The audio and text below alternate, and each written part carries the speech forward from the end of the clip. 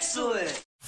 What's up guys, welcome back to Paul's Hardware. Today's video is going to be about 3 often overlooked computer accessories that I find to be vital. I use every single one of these components, or at least some variant of them, just about every single day. And although I talk often about the exciting parts that go inside a computer, such as the processor and the graphics card, motherboard, memory, storage, I don't often talk about the stuff that goes outside a computer, at least beyond the essentials like a monitor, a keyboard, and a mouse. So my 3 categories for today are going to be an external drive connecting device, which I have a few variants of right here, a card reader, which you might think is kind of a given, but there are some things to consider when you're purchasing a card reader, and lastly, the vitally important, but again, often overlooked UPS, or uninterruptible power supply. So let's start with the simplest one, which I think would be the card reader. Now, if you don't use an SD card for anything, I guess you must never take pictures. I take pictures, well, often video, very, very frequently. So recently, I have upgraded from my 64 gig cards, which were doing just fine for me when I was recording 1080, to some 256 gig SD cards, which are very fast for the read and write speeds, specifically for 4K, because 4K uses up tons and tons of space. Now, getting the data off of the SD card and onto your computer and onto a working drive where you can have it backed up and actually do stuff with it like editing can take some time, especially if, again, you're recording at 4K. So one of the things I purchased very early on was this little USB 3.0 card reader, which is just an external unit, plugs in USB 3, and then it has a few different reader slots around the outside, whether you're talking about compact flash, or SD, or some of the other variants that aren't quite as common. Compact flash is becoming less useful, but I got that when I was using my Canon 5D Mark II because it had a CF card in it. And then SD is pretty much what I use by and large for most everything. Now this card reader has worked quite well for me, even though again it's a pretty generic, fairly inexpensive model that I got off of eBay, and I'll link this down in the description if you're interested. And the one thing I actually do like about this card reader is that it has a little USB like just plug on it with a lead, so I can plug it in into a narrow like USB slots, especially if it's on the side of a laptop, for example, and it won't block the other slots. So I thought that was kind of useful. Another one that I have right here is actually made by Kingston, and this is the Mobile Light G4. And I like this one because it has just the essentials. It's only an SD card reader, but it has both the full-size SD card reader as well as the micro SD card reader on the other side. Again, USB 3, so it's nice and fast, a little bit sturdier as far as the design, so I will often chuck this into my backpack without really considering protection for it, which it's held up pretty well so far. The one thing that I don't like about this, again, is that plug, because it is fairly wide, so when it's plugged in it can block slots next to it. But other than that, a very high quality one, and again, I'll link that one in the description if you guys are interested. Now, another option for anyone who's looking for a card reader, especially if you're building your own system, is to go with one that's just integrated, so you don't have to worry about, a little dongle or something that you're plugging in or plugging into the front or rear USB ports on the system. For that, I would recommend something like this. This is made by Enermax. It is the Mighty Charger ECR501, and it's a 5 1/4 inch bay adapter, so you do need a 5 1/4 inch bay in there, but it gives you a bunch of USB ports, which is kind of nice, including USB 2 as well as USB 3.0 as well as a high amperage USB 3.0 for fast charging, but then it's also got that card reader built into it. Pay very close attention if you're buying something like this that the card reader itself connects via USB 3.0, or even more ideally if you're looking towards the future, USB 3.1. Those are just starting to come out onto the market as well. You'll find a lot of card readers will have USB 3.0 ports right next to them, but the card reader itself will have a USB 2.0 connection, and that can more than cut in half your transfer times, especially if you're dealing with large files like 4K footage being transferred off of an SD card. So there are some card reader options for you guys, and I would especially recommend this if you're still relying on the old USB 2.0 card reader that came integrated into your laptop or as part of your case, because upgrading to something like this will definitely be worth your while.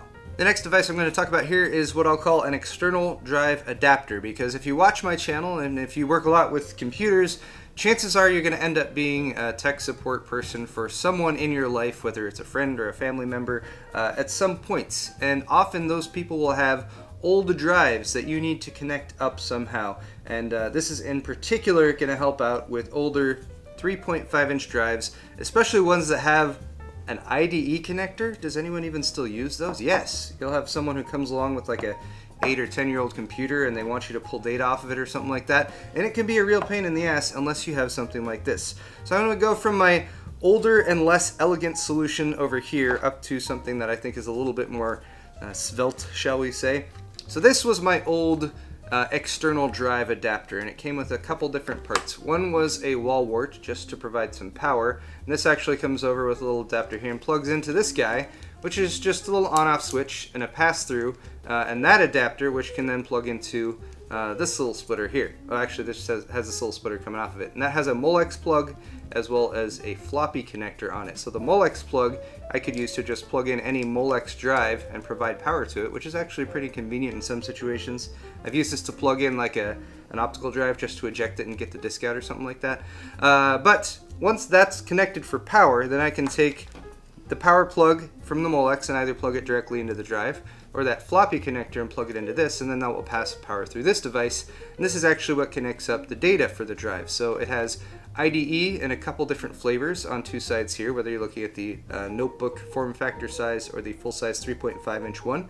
And then of course a standard SATA adapter with full-size SATA power and data plug on that. So I can use that to plug in newer drives that have the SATA connection standard. And then of course just a USB 2.0 plug that goes over there. So this, again, inelegant, but it will allow me to take something that's quite outdated, such as an IDE drive, and still plug it in via USB 2.0 to a computer so I can access it and pull data off of it. And if you're dealing with a really old system and it's, you know, got problems and it doesn't boot up right or something, but you still need to pull data off of it, connecting just the drive up to something like this is a great option. But again, inelegant. So let's move on to something that's a little bit more practical and a little bit more, well, user-friendly, which is what we like to call toasters, something like this.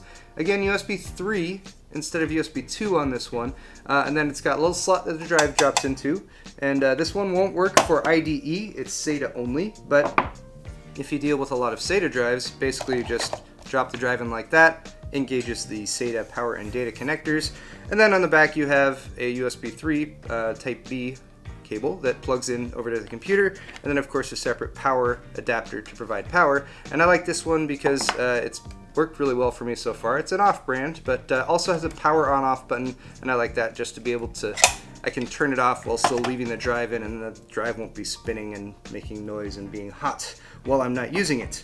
So there is option number 2. Option number 3, which is my favorite because, again, just simplicity, is just a little USB 3 adapter like this. Again, SATA on one side, a USB 3 on the other, and it's actually got a little double plug on this side, so that theoretically if you plug it into a USB port that doesn't have enough power available, you can plug that into another USB port, get more power, and power up the drive. Now this will probably only work for smaller drives, 2.5-inch drives that are made for laptop and notebook use, or SSDs because they use a lot less power, but plug it in like that, plug the other end into your computer, and then you're good to go. I use this as an external drive much as I would use a thumb drive, except it's connected to a 1 terabyte SSD, and it's like the best, fastest external thumb drive that you could possibly ever get, except maybe some of the Thunderbolt options that are out there, of course. And I actually will edit off of this. I'll put raw footage and just edit off of it on a laptop while I'm on the go. Again, that does have limitations because, for example, if you have a larger drive, like a 5 1/4 inch optical, it will not have enough power to power that so you can eject and everything unless you're using, again, a slim drive that's made for a notebook. And then it probably won't work for 3.5-inch drives either. These just require a little bit more power. And then, of course, you don't have the connection there for the older IDE if you need that. So, again, a variety of options available here, but choose the one that best suits your needs. And finally, the UPS, uninterruptible power supply. What this is basically a big old battery that you plug into the wall that keeps itself charged, and then you plug your vital devices into it, and then if you have the power go out or if you trip your circuit breaker, your system, computer, will still have power that allows you to get a bit of extra work done, or most likely just shut everything down properly so that you don't lose any information or have an improper shutdown. I just got this one during Black Friday and Cyber Monday sales from CyberPower. Cyber Monday, CyberPower? It's a conspiracy. This is a gaming system battery backup, which means nothing. Gaming is just purely a marketing ploy for this, although I guess they're listing how long you can run an Xbox or a PlayStation 4 in a big screen TV. Like, you know, if your power goes out and you're like, no, I must continue playing video games. That's my only option. Let me pull this out real quick.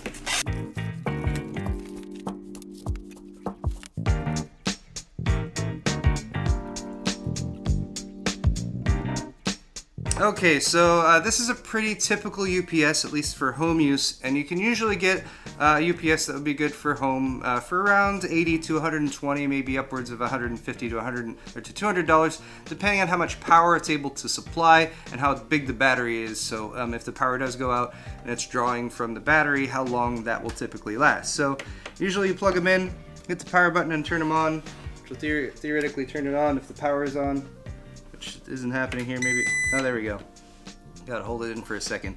And then up on the front, it's got a couple USB ports, so you can charge stuff off of that if you need to. That's a more modern addition to UPSs. Not much to see other than that. Again, it's just a big old battery in there. And then most of the action is over here on the back, where you have, for example, a USB connection, so you can connect this straight up to your computer. This is more for a situation where you'd have it connected to like a server or something like that, where the server could communicate with the UPS, detect if there was a power outage, and then the server would shut itself down automatically in the event of a power outage. You can also route your network through here if that's something that you want to do, as well as coaxial cable. And then a bunch of plugs, some that are labeled as battery and surge, some that are also labeled as surge protector. So this is also like a really high-end surge protector. It will clean and filter the power that's coming out of your wall socket to provide more stable juice to whatever devices you have connected up to it.